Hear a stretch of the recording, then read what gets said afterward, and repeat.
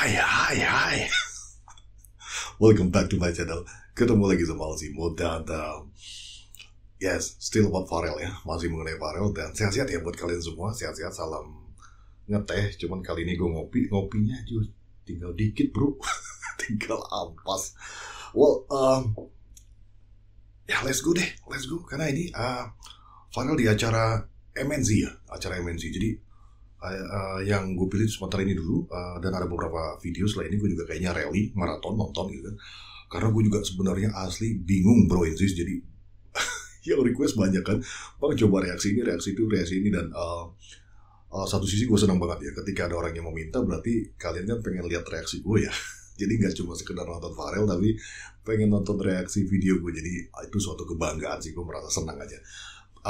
Sebisa mungkin gue coba penuhi yang jadi requestan kalian. So, as always, seperti biasa, with no further ado, let's jump to the video. Kita lihat videonya.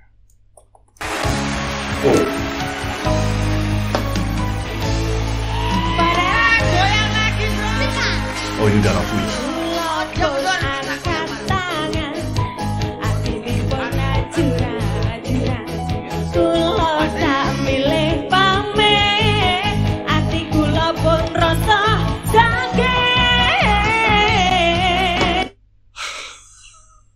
Asik. Ya tapi enak ya lagu-lagu apa ya yang dangdut koplo Jawa itu, entah kenapa emang beatnya tuh selalu bikin pengen goyang gitu kan. Walaupun lirik-liriknya hampir kebanyakan tentang patah hati, sakit hati gitu, tapi bisa dijogetin gitu. Nggak menye-menye gitu. Kita bisa joget, jadi benar-benar kayak hiburan buat orang yang lagi broken heart gitu kan, yang lagi patah hati. Bisa menikmati lagunya, bisa merasakan hal yang sama karena cerita lagunya mungkin mirip dengan percintaannya dia, tapi satu sisi dia terhibur gitu. Itu yang menurut gue sesuatu banget sih lagu-lagu kayak gini nih. Kita lihat lagi. Farel, let's go.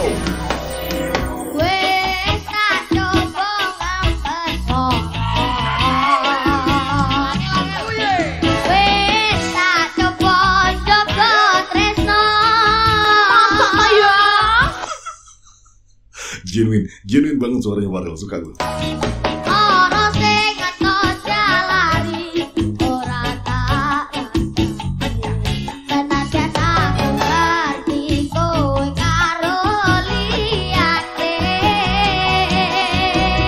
Dia sempat ngambil tadi di bawah rendah ya, tapi masih kena sama si Farel. Dan oh man, this is good. Akhirnya Farel masuk di televisi karena gimana ya? Walaupun sekarang media sosial itu besar ya, tapi TV ada juga masih salah satu jenis platform hiburan atau tontonan gitu kan, yang bisa menjangkau banyak orang juga dan masih ada penikmatnya gitu. Jadi buat orang-orang yang mungkin tidak into it dengan gadget, nggak suka pegang handphone, akhirnya terinformasikan bahwa ada Farel gitu. Jadi bagus ya. Jadi nggak cuma mengandalkan platform YouTube atau media sosial lainnya, tapi tetap menggunakan TV sebagai sarana untuk menjangkau banyak orang. Nah, dan gue rasa stasiun televisi sudah ngantri nih yang meminta Farel. Ya mudah-mudahan Farel bisa benar-benar bisa jaga kesehatan dan mengatur schedule-nya yang benar-benar bisa rapi, dalam arti dia harus membagi waktu istirahat. Yang penting itu ya istirahat ya, stamina, terus pita suara yang harus benar-benar terjaga, karena sekarang masalahnya dia adalah jadwalnya padat gitu kan. Jadi sering menggunakan pita suara. Itu yang gue suka khawatir buat orang-orang yang baru viral diundang kemana-mana nyanyi. Yang gue khawatirkan adalah pita suaranya. Nah itu yang banyak pengalaman di luar itu. Justin Bieber pernah bermasalah. Banyak artis-artis besar tuh yang bermasalah dengan pita suaranya karena terlalu capek ya. Pengaruh dari stamina larinya ke pita suara. Tapi ya mudah-mudahan Farel bisa menjaga itu.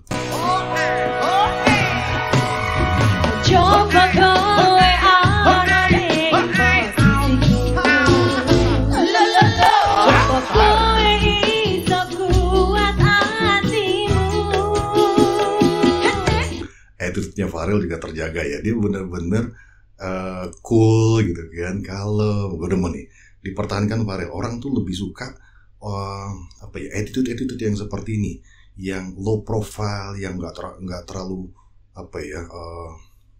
tanda petik tuh petakilan gitu, yang yang kayak udah, apalagi kalau yang sudah kena star syndrome, udah merasa jadi artis gitu kan, terus berubah sikapnya, karena itu bisa terlihat banget di televisi, kelihatan mana gestur orang yang kena star syndrome tuh kelihatan banget dari cara berbicara, cara berperilaku. Kalau pakaian sih menyesuaikan ya, kalau pakaian tuh menyesuaikan karena memang melihat juga panggungnya gitu kan. Kalau memang panggungnya besar, tentunya pakaian juga harus menyesuaikan. Tapi di beberapa kesempatan gue lihat juga cara berpakaian Farel juga masih ya pakaian anak-anak yang normalnya ya, nggak terlalu heboh banget gitu kan, dan masih enak, masih batas wajar ya, dan tapi memang kalau bicara outfit ini kan kadang-kadang memang sudah ditentukan ya, sudah ada code dressnya seperti apa, atau bahkan kalau di stasiun televisi kadang-kadang sudah ada yang menyiapkan baju yang bisa dikenakan pada saat perform.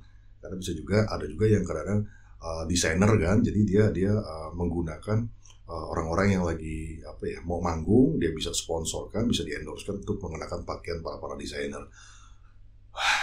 Tapi ya senang ya melihat perkembangannya Farel. Let's go, kita nonton lagi.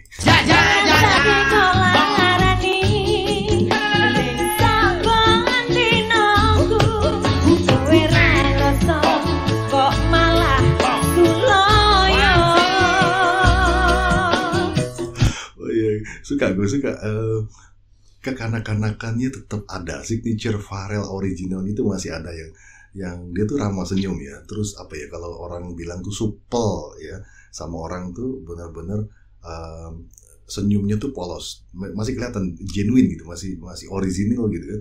Bagaimana dia menghormati orang yang ada di depannya. Jadi ini Farel ini masih kental etika yang bagus, dan ya salut sama orang tuanya, khususnya orang tuanya ya, bapaknya, ibunya yang mengajarkan bagaimana Farel bersikap di depan orang yang lebih dewasa. Dan apalagi di sini bukan hanya dewasa, tapi artis-artis besar di sini. Gue lihat ada Inul Daratista, ada Yeni Inka gitu kan, yang lebih senior lah ya. Dan juga ini ada di stasiun televisi yang akan disaksikan oleh jutaan orang. Aku lapor angkat tangan, aku pernah cinta.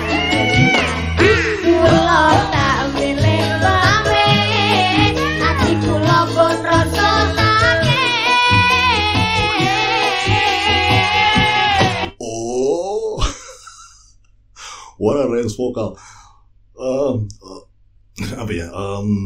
Gue mau perhatikan napasnya Farel tuh sebenarnya bagus ya. Udah bisa panjang gitu kan. Cuma di beberapa kesempatan kemarin gue nonton di beberapa video itu dia agak terganggu ketika dia banyak gerak. Jadi memang perlu berlatih bernyanyi sambil bergerak. Kalau sebelumnya mungkin ya kita tahu Farel ini memang sudah sering menyanyi, tapi pergerakannya Farel itu tidak terlalu atraktif gitu kan, yang bergerak sana sini. Nah, ketika sudah menjadi seorang entertainer gitu kan, tuntutan dari penonton itu bukan ya, pengennya pasti melihat performing yang benar-benar all in. Jadi nggak cuma suaranya harus bagus, interpretasinya menyampaikan lagunya harus bagus, tapi juga aksi panggung sehingga dia harus mungkin joget, mungkin bergerak ke ujung panggung sana. Jadi benar-benar bisa menguasai panggung, dan panggung itu menjadi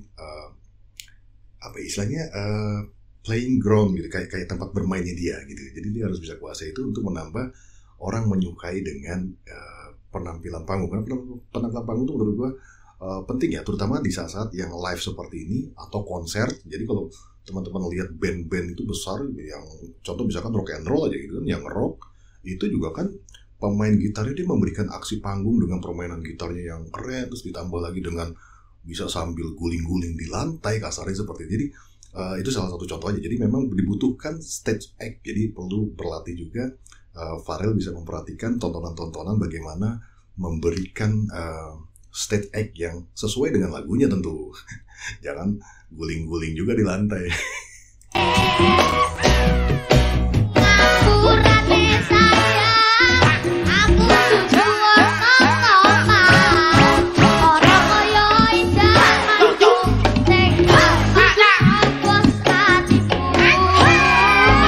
Oke, asik. Aku ingin kowe ngerti, kowe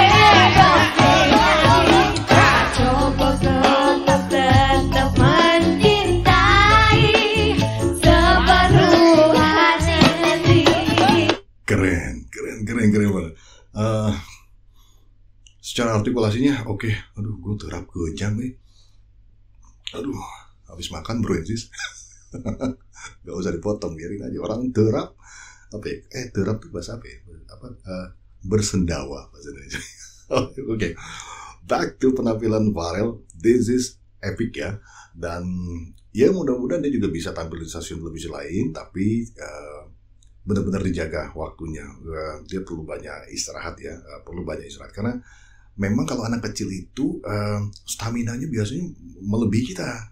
Kayak gue mah pergi keluar kota yang terdekatnya karena udah capek banget ya perjalanan. Dan ini Pharrell nih dari Banyuwangi ya, terus harus ke Jakarta. Itu kan perjalanan udah bikin capek. Gue sendiri baru perjalanan karena bikin capek.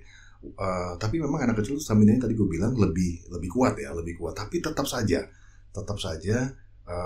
harus diperhatikan karena pada saat begini ini biasanya Pharrell tidak akan merasa capek atau sakit karena euforia.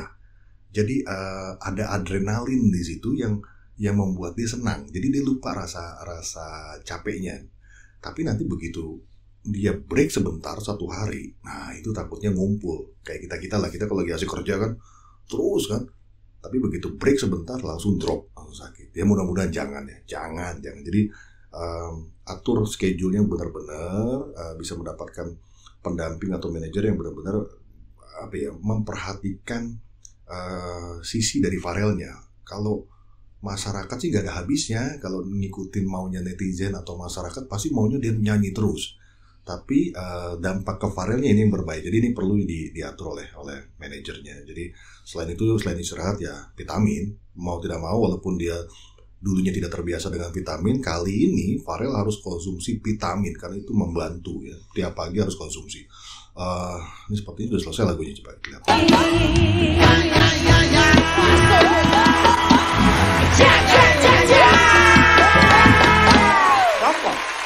Meriah banget, ini udah selesai. Dan gue perhatikan ini waktu dia perform juga pendek ya, jadi bagus ya. Jadi nggak, biasanya kan kalau lagu-lagu kayak gini suka diulang-ulang, jadi durasi bernyanyinya panjang. Dari gue lihat ini sih pendek ya, cuma sekitar 2,30-an something menit ya, 2 menit setengah, which is good. Well, dan gue tadi mau bilang bahwa ini adalah momentum yang bagus untuk Pharrell. Ini momentum yang sangat besar. Jangan termakan oleh adrenalin dan euforia yang lagi banyak dilulukan masyarakat. Pharrell lupa untuk membuat produk original. Ya, tetap dicari. Dan kalau memang ada manajernya tidak ikut euforia terhadap kegiatannya Pharrell, lupa mencarikan produk untuk Pharrell. Kalau memang Pharrell, ya istilahnya Pharrell belum bisa menciptakan lagu kan gitu kan, ya harus mencari siapa yang kira-kira bisa memberikan lagu ke Pharrell gitu kan. Karena penting nih memanfaatkan momentum ini untuk bisa punya produk sendiri, tidak membawakan lagu-lagu orang gitu kan. Jadi dia coba bawakan lagu-lagu milik sendiri. Jadi punya karya. Sebagus-bagusnya orang bernyanyi adalah produk original atau karya yang memang milik dia, itu yang akan everlasting gitu kan. Itu akan menjadi heritage, akan jadi warisan. Itu mungkin dari gua. Again, sukses buat Pharrell dan teman-teman Pharrell, kawan-kawan Pharrell yang sudah menonton video gue. Terima kasih banyak. Sampai ketemu di video gue yang lainnya. Kalian tetap sehat-sehat. So, it's a wrap. Bungkus.